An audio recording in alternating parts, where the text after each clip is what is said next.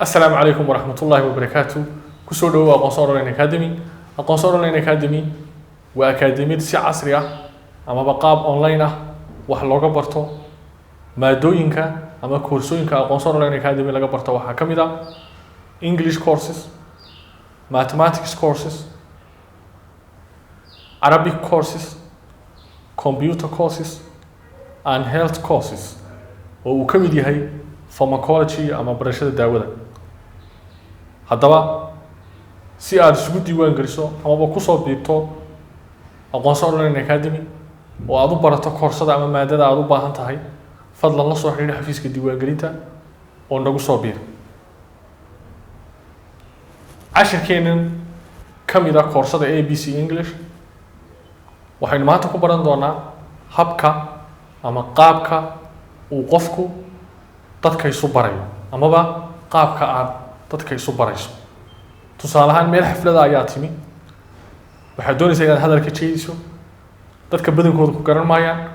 waxaad u baahan tahay inaad dadka isbarto amaba inaad dadka is-introduce garayso oo aad naftaada u sheegto cidda aad tahay halkaad ka timi waxaad qabato magacaaga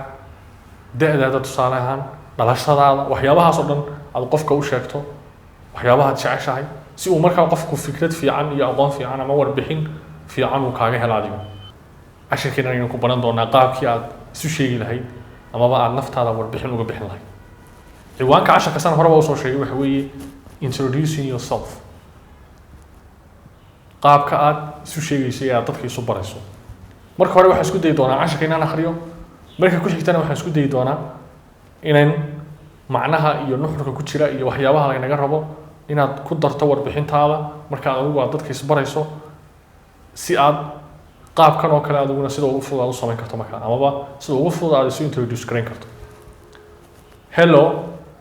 my name is Roble Ahmed and I am 11 years old. I am Somali and I live in Bro. My favorite subject is science and I am good at it. My favorite teacher is Master Hassan, the science teacher. He is cool. My favorite sport is basketball, and my favorite basketball player is Michael Jordan. qaabkaasi wuxuu ka mid yahay qaabka aad isu introduce gareyn karto waxaad jeceshahay waxaad ku fiican tahay waxaad qabato magacaaga da'daada dhalashadaada halkaad ku nooshahay waxaas oo dhan aad ku sheegi karto imika waxaan isku dayi doonaa markaa inaan kuu micneeyo si aad markaa u fahanto oo aad vocabulary-ga iyo weeraha cusubna aad u barato qaabka ama formatkana aad waxa weeye ula qabsato oo aad u raaco. Hello, iska warama. My name is Roble Ahmed. Magacaygu waa Roble Ahmed and I am 11 years old. waxaanan ahay 12 jir. I am Somali. anigu waxaan ahay Somali and I live in Bro. waxaana ku noolahay magaalada Bro. My favorite subject is science. maadada aan xiiseeyo waxa weeye maxay science-ka and I am good at it. waana ku fiicanahay iyada ama science-ka waan ku fiicanahay. My favorite teacher macallinka aan xiiseeyo ama waan jecelahay is Master Hassan. waa mudane Hassan, the science teacher. macallinka science-ka weeye ama waxa weeye oo mudane Hassan macallinka science-ka dhiga. He is cool. macallin fiican waxraabo badan oo la jecel yahay. My favorite sport ciyaarta aan ka helo ee aan xiiseeyo is basketball. waa kubadda kolayga. and my favorite basketball player ciyaartoyga basketball-sha ee aan xiiseeyo ama aan ka helona is Michael Jordan. waa ninka Michael Jordan la yiraahdo. marka warbixintan saad arkaysaba waxyaabo kala duwan bay ku sheegay. marka koowaad waxaan ku sheegnay magacayga iyo magacii aabahay.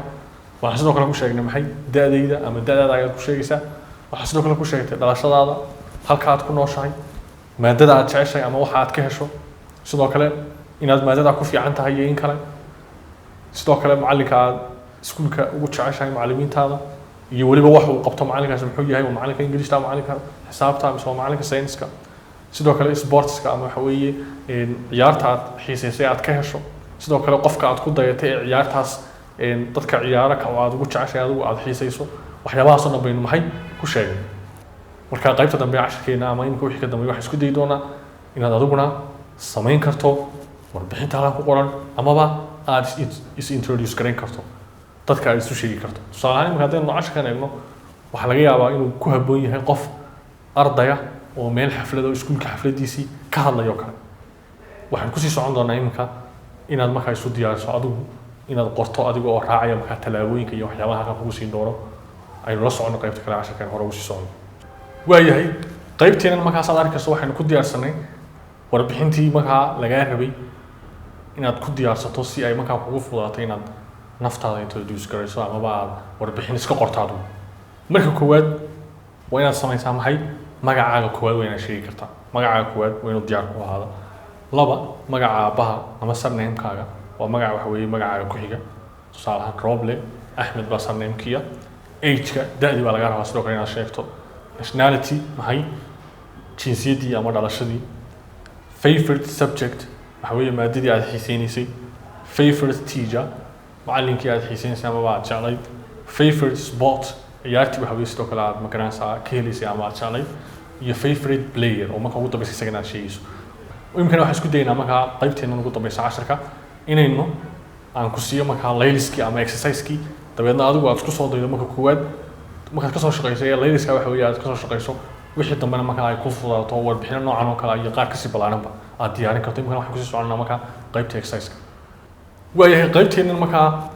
iyadana waxaan ku qaadanaynaa markaa qaybtii layliska halka inoogu yaalla waxaa weeye waa la buuxbuuxinaya meelaha bannaan waxaa lagu yiri markaa homework ahaan u qaaday guriga shaqa guriga ka dhigo kasoo shaqeen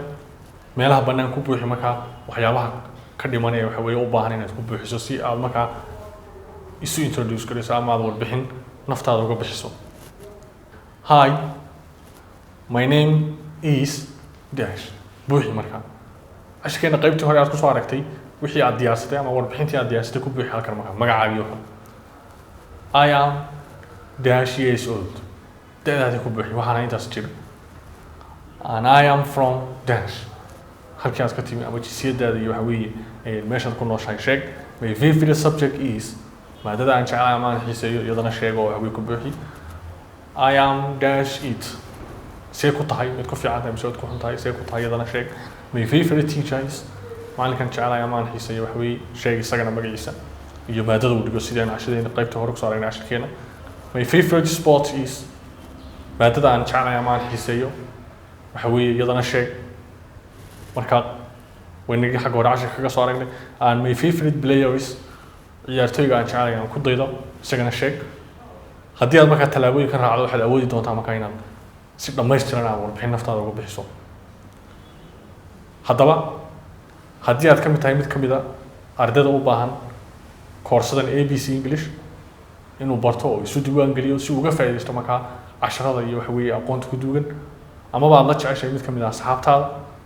fadlan la wadaag muuqaalkana gaadsii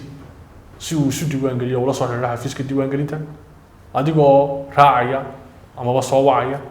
dhanka WhatsAppka iyo callka caadiga nambarada shaashada kaaga muuqda si aad markaa isu diiwaan geliso